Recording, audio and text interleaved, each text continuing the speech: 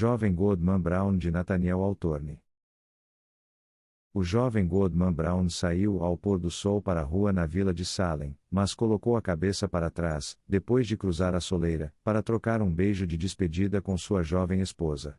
E Fight, como a esposa era apropriadamente chamada, enfiou sua própria cabeça bonita na rua, deixando o vento brincar com as fitas rosas de seu boné enquanto ela chamava Goodman Brown. Querido coração, ela sussurrou, suavemente e um tanto tristemente, quando seus lábios estavam perto do ouvido dele, por favor, adie sua jornada até o nascer do sol e durma em sua própria cama esta noite. Uma mulher sozinha é perturbada por tais sonhos e tais pensamentos que ela tem medo de si mesma às vezes. Por favor, fique comigo esta noite, querido marido, de todas as noites do ano. Meu amor e minha fé, respondeu o jovem Goodman Brown, de todas as noites do ano, esta noite devo ficar longe de ti. Minha jornada, como tu a chamas, de ida e volta, deve ser feita entre agora e o nascer do sol.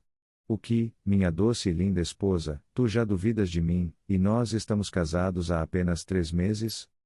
Então Deus te abençoe. Disse Fight, com as fitas rosas, e que você encontre tudo bem quando voltar. Amém. Gritou Goodman Brown. Faça as suas orações, querida Fight, e vá para a cama ao anoitecer, e nenhum mal lhe acontecerá. Então eles se separaram, e o jovem continuou seu caminho até que, prestes a virar a esquina perto da casa de reunião, olhou para trás e viu a cabeça de Fight ainda espreitando atrás dele com um ar melancólico, apesar de suas fitas cor-de-rosa. Pobre pequena Fight. Pensou ele, pois seu coração o feriu. Que miserável sou eu por deixá-la em tal missão. Ela fala de sonhos também. Pensei que enquanto ela falava havia problemas em seu rosto, como se um sonho a tivesse avisado sobre o trabalho que seria feito esta noite. Mas não, ela morreria só de pensar nisso. Bem, ela é um anjo abençoado na terra, e depois desta noite eu me agarrarei às suas saias e a seguirei até o céu. Com essa excelente resolução para o futuro, Goodman Brown sentiu-se justificado em apressar mais seu presente propósito maligno. Ele havia tomado uma estrada sombria, escurecida por todas as árvores mais sombrias da floresta, que mal ficavam de lado para deixar o caminho estreito passar, e se fechavam imediatamente atrás.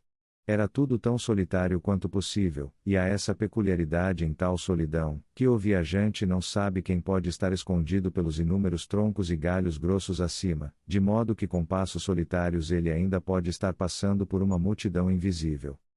Pode haver um índio diabólico atrás de cada árvore, disse Goodman Brown para si mesmo, e olhou com medo para trás enquanto acrescentava, e se o próprio diabo estivesse bem ao meu lado? Com a cabeça virada para trás, ele passou por uma curva da estrada e, olhando para frente novamente, viu a figura de um homem, em trajes sérios e decentes, sentado ao pé de uma velha árvore. Ele se levantou quando Goodman Brown se aproximou e caminhou lado a lado com ele. Você está atrasado, Goodman Brown, disse ele. O relógio do velho sul estava batendo quando cheguei a Boston, e isso já faz 15 minutos. A fé me atrasou um pouco, respondeu o jovem, com um tremor na voz, causado pelo aparecimento repentino de seu companheiro, embora não totalmente inesperado. Já era um crepúsculo profundo na floresta, e mais profundo naquela parte dela onde esses dois estavam viajando. Até onde se podia discernir, o segundo viajante tinha cerca de 50 anos, aparentemente na mesma posição de Goodman Brown, e tinha uma semelhança considerável com ele, embora talvez mais na expressão do que nas feições. Ainda assim, eles poderiam ter sido tomados por pai e filho. E ainda assim, embora o mais velho estivesse tão simplesmente vestido quanto o mais jovem, e tão simples nas maneiras também, ele tinha um ar indescritível de alguém que conhecia o mundo, e que não se sentiria envergonhado na mesa de jantar do governador ou na corte do rei William, se fosse possível que seus negócios o chamassem para lá. Mas a única coisa nele que poderia ser fixada como notável era seu cajado, que tinha a semelhança de uma grande cobra preta, tão curiosamente trabalhada que quase podia ser vista se contorcendo como uma serpente viva. Isso, é claro, deve ter sido um engano ocular, auxiliado pela luz incerta. Venha, Goodman Brown, gritou seu companheiro de viagem, este é um ritmo maçante para o começo de uma jornada. Pegue meu cajado, se você se cansar tão cedo. Amigo, disse o outro, trocando seu passo lento por uma parada completa, tendo mantido o pacto ao te encontrar aqui, é meu propósito agora retornar de onde vim. Tenho escrúpulos em relação ao assunto que você conhece. É isso que dizes? Respondeu o da serpente, sorrindo à parte. Continuemos andando, no entanto, raciocinando enquanto andamos, e se eu te convencer do contrário, tu voltarás. Ainda estamos um pouco dentro da floresta. Longe demais. Longe demais. Exclamou o bom homem, inconscientemente retomando sua caminhada. Meu pai nunca foi à floresta com tal missão, nem seu pai antes dele.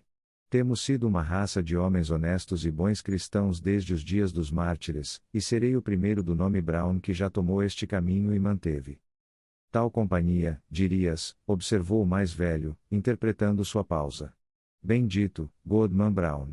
Conheço sua família tão bem quanto qualquer um entre os puritanos, e isso não é pouca coisa. Ajudei seu avô, o policial, quando ele açoitou a mulher quaquer tão violentamente pelas ruas de Salem, e fui eu que trouxe para seu pai um nó de pinheiro, aceso em minha própria lareira, para incendiar uma aldeia indígena, na guerra do rei Filipe. Eles eram meus bons amigos, ambos, e fizemos muitas caminhadas agradáveis por este caminho, e retornamos alegremente depois da meia-noite. Eu gostaria de ser seu amigo por causa deles. Se é como tu dizes, respondeu Goodman Brown, eu me admiro que eles nunca tenham falado sobre esses assuntos, ou, na verdade, eu não me admiro, visto que o menor rumor do tipo os teria expulsado da Nova Inglaterra. Somos um povo de oração, e boas obras para arrancar, e não toleramos tal maldade. Maldade ou não, disse o viajante com o cajado retorcido, tenho um conhecimento muito geral aqui na Nova Inglaterra. Os diáconos de muitas igrejas beberam o vinho da comunhão comigo, os vereadores de diversas cidades me fizeram seu presidente, e a maioria da grande e geral corte são firmes apoiadores do meu interesse. O governador e eu também, mas estes são segredos de Estado. Pode ser assim? Gritou Goodman Brown, com um olhar de espanto para seu companheiro imperturbável. No entanto, não tenho nada a ver com o governador e o conselho, eles têm seus próprios modos e não são regras para um simples agricultor como eu. Mas, se eu fosse contigo, como encontraria o olhar daquele bom velho, nosso ministro, na vila de Salem? Oh, sua voz me faria tremer tanto no dia de sábado quanto no dia da palestra. Até então, o viajante mais velho havia escutado com a devida seriedade, mas agora explodiu em um acesso de alegria irreprimível, sacudindo-se tão violentamente que seu cajado semelhante a uma cobra parecia se contorcer em simpatia. Ah! Ah! Ah! Ele gritou repetidamente, então se recompondo, bem, continue, Goodman Brown, continue, mas, por favor, não me mate de tanto rir. Bem, então, para encerrar o assunto de uma vez, disse Goodman Brown, consideravelmente irritado, aí está minha esposa, Fight. Isso quebraria seu querido coraçãozinho, e eu prefiro quebrar o meu. Não, se for esse o caso, respondeu o outro, então siga seu caminho, Goodman Brown. Eu não gostaria que nem por 20 velhas mulheres como aquela que mancava diante de nós Fight sofresse qualquer dano. Enquanto falava, ele apontou seu cajado para uma figura feminina no caminho, em quem Goodman Brown reconheceu uma mulher muito piedosa e exemplar, que lhe ensinou o catecismo na juventude e ainda era sua conselheira moral e espiritual, juntamente com o ministro e o diácono Gokin. Uma maravilha, realmente, que God e Clois estivesse tão longe no deserto ao cair da noite, disse ele. Mas com sua permissão, amigo, eu vou dar uma volta pela floresta até deixarmos essa mulher cristã para trás. Sendo uma estranha para você, ela poderia perguntar com quem eu estava me associando e para onde eu estava indo. Assim seja, disse seu companheiro de viagem. Leve-o para a floresta e deixe-me manter o caminho. Assim, o jovem se virou, mas teve o cuidado de observar sua companheira, que avançou suavemente pela estrada até chegar a um comprimento de cajado da velha senhora. Ela, enquanto isso, estava fazendo o melhor de seu caminho, com velocidade singular para uma mulher tão idosa, e murmurando algumas palavras indistintas, uma prece, sem dúvida, enquanto andava. O viajante estendeu seu cajado e tocou seu pescoço murcho com o que parecia ser a cauda da serpente. O diabo! Gritou a piedosa senhora idosa. Então Goody Cloise conhece sua velha amiga? Observou o viajante, confrontando-a e apoiando-se em sua bengala contorcida. Ah, em verdade, e é Vossa Excelência mesmo? Gritou a boa dama. Sim, é mesmo, e na própria imagem do meu velho fofoqueiro, Goodman Brown, o avô do sujeito tolo que agora é. Mas Vossa Excelência acreditaria?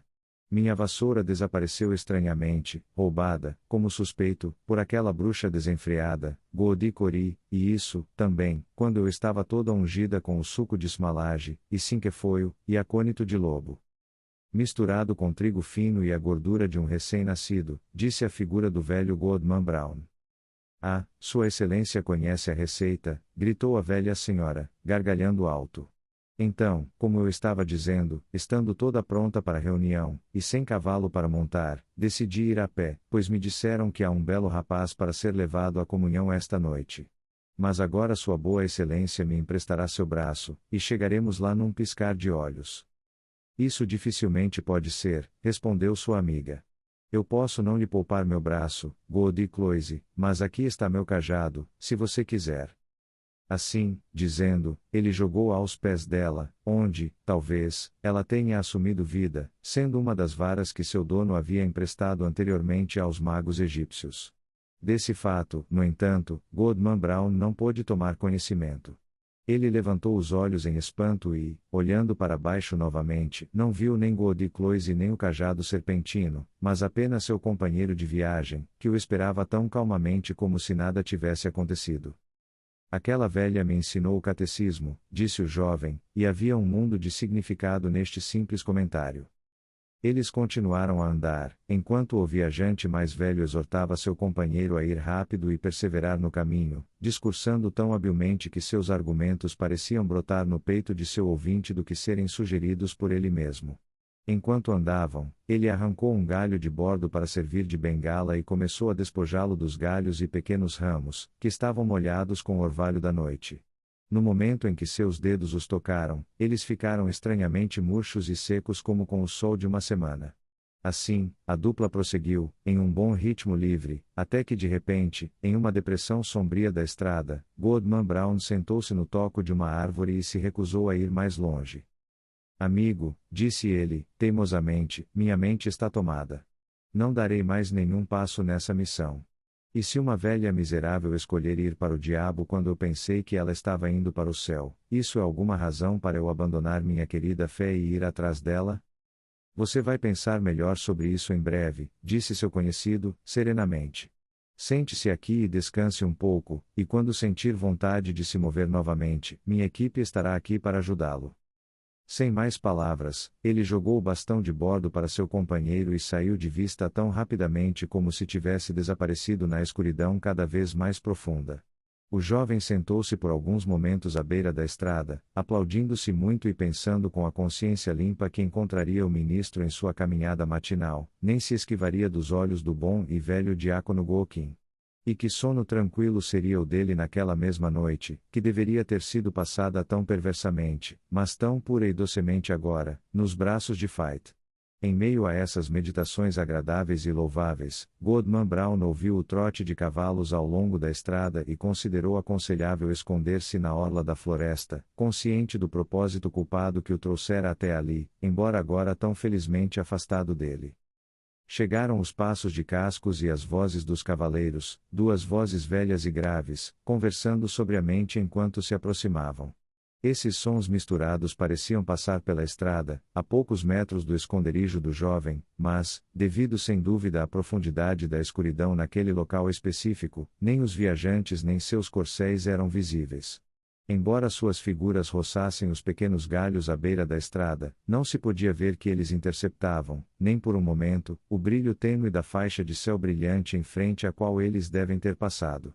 Goodman Brown alternadamente agachava-se e ficava na ponta dos pés, afastando os galhos e esticando a cabeça o máximo que ousava, sem discernir nenhuma sombra. Isso o aborreceu ainda mais, porque ele poderia jurar, se tal coisa fosse possível, que reconheceu as vozes do ministro e do diácono Gokin, correndo silenciosamente, como costumavam fazer, quando destinados a alguma ordenação ou conselho eclesiástico. Enquanto ainda estava dentro da audição, um dos cavaleiros parou para puxar um galho. Dos dois, reverendo senhor, disse a voz como a do diácono, eu preferiria perder um jantar de ordenação do que a reunião desta noite. Eles me disseram que alguns de nossa comunidade devem estar aqui de Falmouth e além, e outros de Connecticut e Rhode Island, além de vários dos powwows indígenas, que, à sua maneira, sabem quase tanta maldade quanto os melhores de nós. Além disso, há uma bela jovem para ser levada à comunhão. Muito bem, diácono Gokin. Respondeu o velho tom solene do ministro. Acelere, ou chegaremos atrasados. Nada pode ser feito, você sabe, até que eu chegue ao chão. Os cascos bateram novamente, e as vozes, falando tão estranhamente no ar vazio, passaram pela floresta, onde nenhuma igreja jamais se reunira ou um cristão solitário orava. Para onde, então, esses homens santos poderiam estar viajando tão profundamente no deserto pagão? O jovem Goodman Brown agarrou-se a uma árvore para se apoiar, estando pronto para afundar no chão, fraco e sobrecarregado com a pesada doença de seu coração. Ele olhou para o céu, duvidando se realmente havia um paraíso acima dele. No entanto, lá estava o arco azul e as estrelas brilhando nele. Com o céu acima e a fé abaixo, ainda permanecerei firme contra o diabo. Gritou Goodman Brown. Enquanto ele ainda olhava para cima, para o arco profundo do firmamento, e erguia as mãos para rezar, uma nuvem, embora nenhum vento estivesse se movendo, atravessou rapidamente o zênite e escondeu as estrelas brilhantes. O céu azul ainda era visível, exceto diretamente acima, onde essa massa negra de nuvens estava se movendo rapidamente para o norte. No alto do ar, como se das profundezas da nuvem, veio um som confuso e duvidoso de vozes. Uma vez, o ouvinte imaginou que podia distinguir os sotaques dos habitantes da cidade, homens e mulheres, tanto piedosos quanto ímpios, muitos dos quais ele conheceu na mesa da comunhão e viu outros se revoltando na taverna. No momento seguinte, tão indistintos eram os sons, ele duvidou se tinha ouvido algo além do murmúrio da velha floresta, sussurrando sem vento. Então veio uma onda mais forte daqueles tons familiares, ouvidos diariamente ao sol na vila de Salem, mas nunca até agora de uma nuvem da noite. Havia uma voz de uma jovem mulher, proferindo lamentações, mas com uma tristeza incerta, e implorando por algum favor, que, talvez, a entristeceria obter, e toda a multidão invisível, tanto santos quanto pecadores, pareciam encorajá-la a seguir em frente. Fé! Gritou Goodman Brown, com uma voz de agonia e desespero, e os ecos da floresta zombaram dele, gritando: Fé! Fé! Como se miseráveis perplexos estivessem procurando por ela por todo o deserto. O grito de tristeza, raiva e terror ainda perfurava a noite, quando o infeliz marido prendeu a respiração por uma resposta. Houve um grito, imediatamente abafado por um murmúrio mais alto de vozes, desaparecendo em risadas distantes, enquanto a nuvem escura se dissipava, deixando o céu claro e silencioso acima de Goodman Brown. Mas algo voou levemente pelo ar e se prendeu no galho de uma árvore. O jovem agarrou-o e viu uma fita rosa. Minha fé se foi. Gritou ele, após um momento estupefato. Não há bem na terra, e pecado é apenas um nome. Vem, diabo, pois a ti este mundo é dado. E, enlouquecido de desespero, a ponto de rir alto e longamente, Goodman Brown agarrou seu cajado e partiu novamente, a tal velocidade que parecia voar ao longo do caminho da floresta em vez de andar ou correr. A estrada tornou-se mais selvagem e sombria e mais vagamente traçada, e desapareceu por fim, deixando-o no coração do deserto escuro, ainda avançando com o instinto que guia o homem mortal para o mal. A floresta inteira estava povoada de sons assustadores, o ranger das árvores, o uivo de animais selvagens e o grito de índios, enquanto às vezes o vento soava como um sino de igreja distante, e às vezes dava um rugido largo ao redor do viajante, como se toda a natureza estivesse rindo dele com desprezo. Mas ele próprio era o principal horror da cena, e não se encolhia diante de seus outros horrores. Ha! Ah! Ah! Rugiu Goodman Brown quando o vento riu dele. Vamos ouvir quem vai rir mais alto. Não pense em me assustar com sua maldade. Venha bruxa, venha mago, venha poô indígena, venha o próprio diabo, e aqui vem Goodman Brown. Você pode temê-lo tanto quanto ele teme você. Na verdade, por toda a floresta assombrada não poderia haver nada mais assustador do que a figura de Goodman Brown. Ele voou entre os pinheiros negros, brandindo seu cajado com gestos frenéticos, ora dando vazão a uma inspiração de blasfêmia horrível, ora gritando risadas que faziam todos os ecos da floresta rirem como demônios ao seu redor. O demônio em sua própria forma é menos hediondo do que quando ele se enfurece no peito do homem. Assim acelerou o demoníaco em seu curso, até que, tremendo entre as árvores, viu uma luz vermelha diante de si, como quando os troncos e galhos derrubados de uma clareira foram incendiados, e lançam seu brilho lúgubre contra o céu, na hora da meia-noite. Ele parou, em uma calmaria da tempestade que o havia levado adiante, e ouviu o volume do que parecia um hino, rolando solenemente à distância com o peso de muitas vozes. Ele conhecia a melodia, era uma conhecida no coro da casa de reunião da vila. O verso morreu pesadamente, e foi alongado por um coro, não de vozes humanas, mas de todos os sons do deserto noturno ressoando em terrível harmonia juntos. Goodman Brown gritou, e seu grito foi perdido para seu próprio ouvido por sua uníssono com o grito do deserto.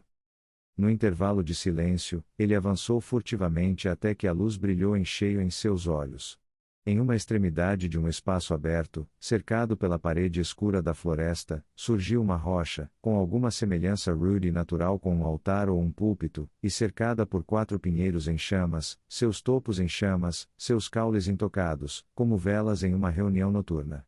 A massa de folhagem que havia crescido demais no topo da rocha estava toda em chamas, brilhando alto na noite e iluminando irregularmente todo o campo.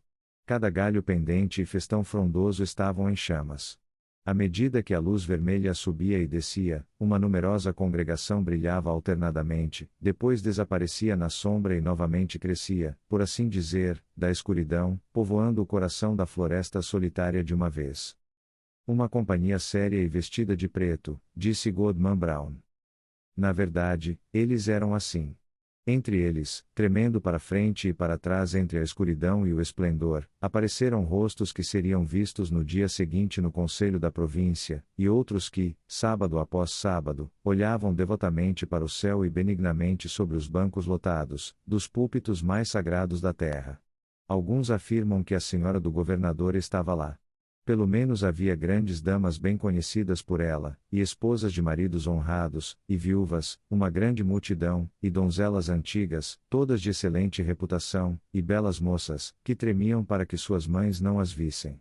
Ou os repentinos raios de luz brilhando sobre o campo obscuro deslumbraram Goodman Brown, ou ele reconheceu uma dúzia de membros da igreja da vila de Salem, famosos por sua santidade especial. O bom e velho diácono Golkin havia chegado e esperava nas saias daquele venerável santo, seu reverenciado pastor. Mas, irreverentemente se associando a essas pessoas graves, respeitáveis e piedosas, esses anciãos da igreja, essas damas castas e virgens orvalhadas, havia homens de vidas dissolutas e mulheres de fama manchada, miseráveis entregues a todos os vícios vis e imundos, e suspeitos até mesmo de crimes horríveis. Era estranho ver que os bons não se encolhiam diante dos maus, nem os pecadores eram envergonhados pelos santos. Espalhados também entre seus inimigos de rosto pálido estavam os padres indígenas, ou powwows, que muitas vezes assustavam sua floresta nativa com encantamentos mais hediondos do que qualquer um conhecido pela bruxaria inglesa. Mas onde está Fight? Pensou Goodman Brown e, quando a esperança surgiu em seu coração, ele tremeu. Outro verso do hino surgiu, uma lenta e triste tensão, como o amor piedoso, mas unido a palavras que expressavam tudo o que nossa natureza pode conceber do pecado, e sombriamente insinuava muito mais. Insondável para meros mortais é a tradição dos demônios. Verso após verso foi cantado, e ainda assim o coro do deserto inchou entre eles como o tom mais profundo de um órgão poderoso, e com o repique final daquele hino terrível veio um som, como se o vento rugindo, os riachos correndo, os animais uivantes e todas as outras vozes do deserto desordenado estivessem se misturando e de acordo com a voz do homem culpado em homenagem ao príncipe de todos. Os 4 pinheiros em chamas lançaram uma chama mais alta e obscuramente descobriram formas e rostos de horror nas coroas de fumaça acima da Assembleia Ímpia. No mesmo momento, o fogo na rocha disparou vermelho e formou um arco brilhante acima de sua base, onde agora aparecia uma figura. Com reverência, a figura não tinha nenhuma semelhança, tanto no traje quanto nas maneiras, com algum teólogo grave das igrejas da Nova Inglaterra. Tragam os convertidos! Gritou uma voz que ecoou pelo campo e rolou para dentro da floresta. Ao ouvir a palavra, Goodman Brown saiu da sombra das árvores e se aproximou da congregação, com quem sentiu uma irmandade repugnante pela simpatia de tudo o que era perverso em seu coração. Ele poderia jurar que a forma de seu próprio pai morto o chamou para avançar, olhando para baixo de uma coroa de fumaça, enquanto uma mulher, com feições sombrias de desespero, estendeu a mão para avisá-lo de volta. Era sua mãe? Mas ele não teve poder para recuar um passo, nem para resistir, mesmo em pensamento, quando o ministro e o bom e velho diácono Golquim agarraram seus braços e o levaram para a rocha em chamas. De lá veio também a forma esbelta de uma mulher velada, conduzida entre God e Cloise, aquela piedosa professora do catecismo, e Martha Carrier, que havia recebido a promessa do diabo de ser rainha do inferno. Uma bruxa desenfreada era ela. E lá estavam os prosélitos sob o dossel de fogo. Bem-vindos, meus filhos, disse a figura escura, à comunhão de sua raça. Vocês encontraram tão jovem sua natureza e seu destino. Meus filhos, olhem para trás. Eles se viraram e, brilhando como se fossem uma lâmina de fogo, os adoradores do demônio foram vistos, o sorriso de boas-vindas brilhava sombriamente em cada rosto. Lá, retomou a forma negra, estão todos aqueles que reverenciastes desde a juventude. Vós os julgastes mais santos do que vós mesmos, e recuastes diante de vossos próprios pecados, contrastando-os com suas vidas de retidão e aspirações devotas ao céu. No entanto, aqui estão todos eles em minha assembleia de adoração. Esta noite vos será concedido conhecer seus feitos secretos, como os anciãos de barbas grisalhas da igreja sussurraram palavras lascivas às jovens criadas de suas casas, quantas mulheres, ávidas por ervas daninhas de viúvas, deram de beber ao marido na hora de dormir e o deixaram dormir seu último sono em seu seio, como jovens imberbes se apressaram para herdar a riqueza de seus pais, e como belas donzelas, não corem, doces, cavaram pequenas sepulturas no jardim e me convidaram, o único convidado para o funeral de uma criança. Pela simpatia de seus corações humanos pelo pecado, farejareis todos os lugares, seja na igreja, no quarto, na rua, no campo ou na floresta, onde o crime foi cometido, e exultareis ao contemplar a terra inteira com uma mancha de culpa, uma poderosa mancha de sangue. Muito mais do que isso.